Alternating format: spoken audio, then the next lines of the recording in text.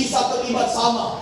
Kalau kita belum diselamatkan, kita tidak akan terlibat sama. Kalau kita tidak dekat dengan Dia, kita tidak akan terlibat sama dalam misi penginjilan. Kalau hidup kita masih di dalam perbuatan-perbuatan yang tidak benar.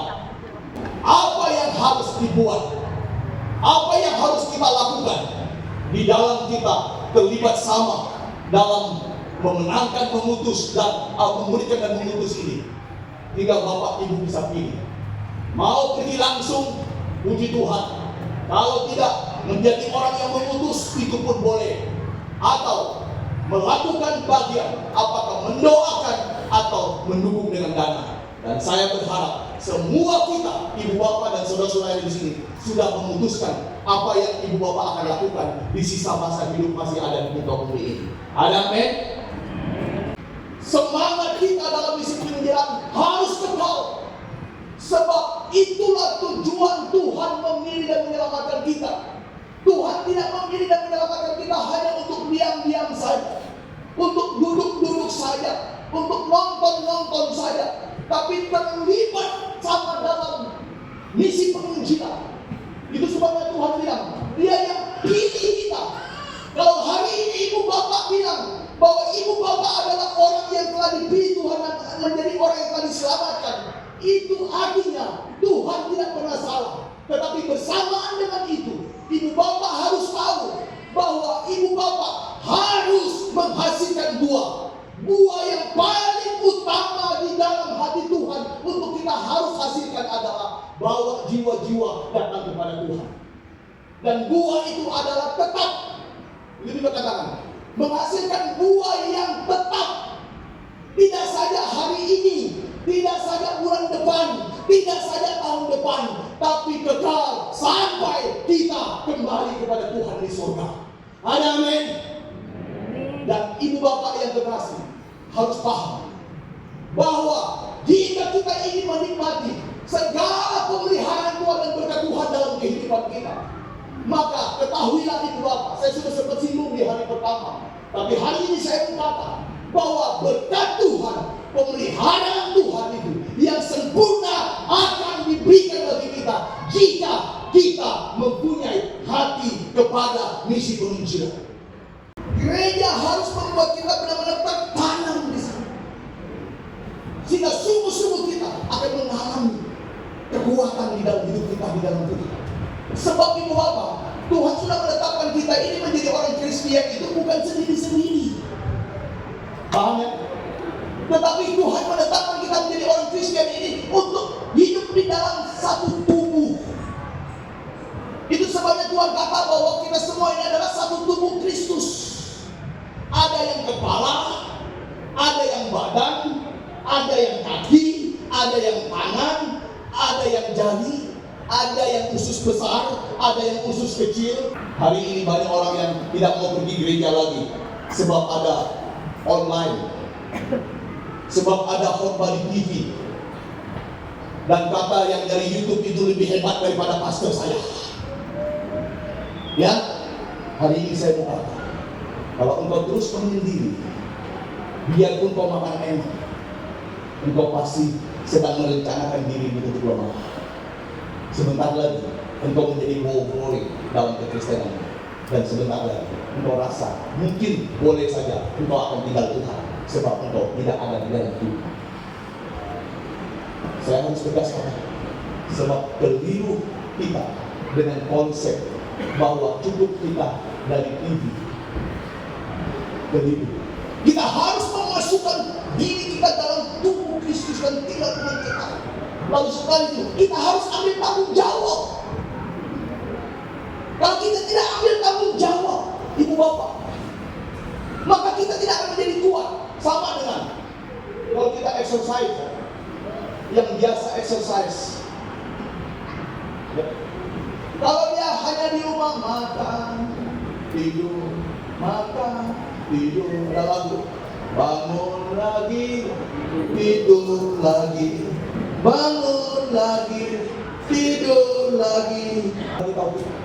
Kalau kita tidak latih, kalau kita tidak latihan ini, kita harus kuat.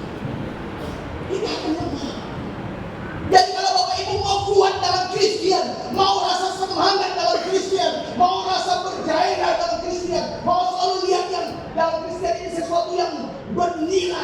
sesuatu yang sangat bagus, sangat penting. Maka ibu bapak harus masuk di dalamnya dan mendapat kekuatan dari orang yang kekuatan bapak ibu harus bapak ibu dulu. Sebab itu akan jadi semangat. Kalau bapak ibu lihat dia sembunyi-sembunyi, bapak ibu semakin lemah. Ya, semakin lemah dalam kekristenan. Karena orang kudus, orang suci dalam kekristenan itu bukan orang yang hari-hari doa di dalam diri, bukan orang yang hari-hari puasa. Tahu puasa? Tak makan tapi doa terus, baca firman Tuhan tapi terus dalam diri, tak pernah jumpa orang. Itu bukan orang rohani dalam kekristenan. Semakin engkau menyembunyikan diri, biarpun kau doa. Tapi kalau dalam Kristen, orang yang paling suci adalah orang yang mampu hidup dengan orang lain, orang yang mampu hidup bersama dengan orang lain. Itu sebabnya Tuhan kata apa? Kita adalah garam dan terang. Garam dan terang. Garam dan terang. Ini kemuliaan bagi nama Tuhan. Kalau akan kita terus cari kebencian terus, benci terus, dendam terus, jealous terus, maka hidup kita juga akan begitu. Itu yang dimaksud dengan akal kita itu. Kita harus menentukan akal kita itu kepada zat-zat yang baik. Kalau kita mau menjadi orang Kristen yang kekal, hidup kita baik dan akhirnya kita bisa terlibat kekal di dalam misi penginjilan, hendaklah kita terus mengarahkan akal kita kepada hal-hal yang positif, kepada hal-hal yang kudus, kepada hal-hal yang baik ini. Sebenarnya hidup ini tidak susah. Yang buat susah itu kita. Ibu bapak, hidup kita ini tidak susah. Yang buat susah itu kita. Apa contohnya? Ada yang kata, saya susah sekali, saya terganggu sekali, saya suka rasanya perempuan yang bukan perempuan istri saya, sehingga terjadi perselingkuhan. Sebenarnya saya sudah kata, yesterday morning, iblis itu tak pernah paksa kita. Kau harus berdosa tahu. Tapi kita yang memutuskan untuk melakukan itu. Contoh, tahu itu bini orang, jangan cek dia. Tahu itu tak serodok, jangan buka. Halo. Lah ini apa yang tak boleh? Selalu itu yang kita cari. Ya, bagaimana kita bisa baik itu? Bukan. Itu sebabnya kita buat diri kita susah sendiri. Hari ini Tuhan ingatkan kita. Mari kita terus akan kita bawa dan beri kepada yang baik. Bawa akal kita kepada yang positif, kepada yang kudus. Sehingga zat-zat itu yang membuat kita kuat dan kita bisa berpikir. Jadi kalau ada yang tidak seiman, jangan dulu pacaran, jangan dulu jadikan boyfriend. Dia selamat dulu baru. Jadi kalau ada yang punya pasangan hari ini, yang boyfriend, girlfriend yang tidak seiman hari ini, tulis di WhatsApp, putus. Tangan dulu buat tangan kita. Kalau ada di sini yang sakit sakit atai, bertobat ya, berdamai, ketemu berdamai dengan dia. Kita tinggalkan pertemuan ibu bapak ini dengan hati yang kita pulang dengan penuh kasih. Ada amin? Sebab kalau kita tak punya kasih dengan sesama, biar kita hebat kata Tuhan, kita seperti gong yang berkumandang dan jangan yang bermelinting.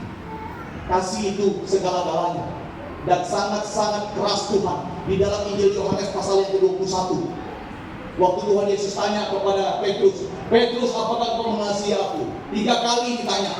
Apa maksudnya pertanyaan itu? Orang yang tidak mengasihi orang lain, terlebih tidak mengasihi Allah, tak layak mengerjakan misi Allah. Itu maksudnya. Hari-hari ini banyak yang sementara benci, sementara dendam, sementara suka fitnah orang, tapi sosok melayani. Mari kita puji Tuhan. Padahal hidupnya dia kuaya, pakai baju cantik-cantik, tapi hatinya benci dengan orang.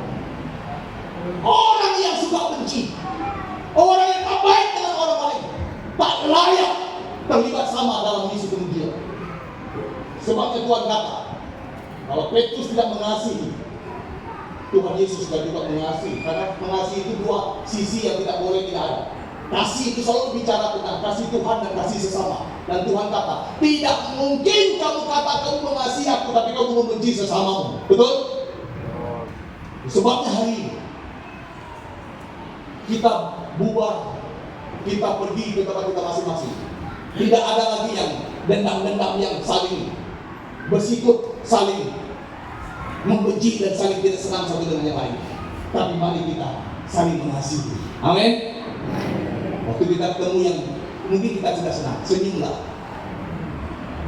Itu juga mungkin waktu kita nyanyi di muka kita tak senyumnya. Sebab penuh macam benci di sini.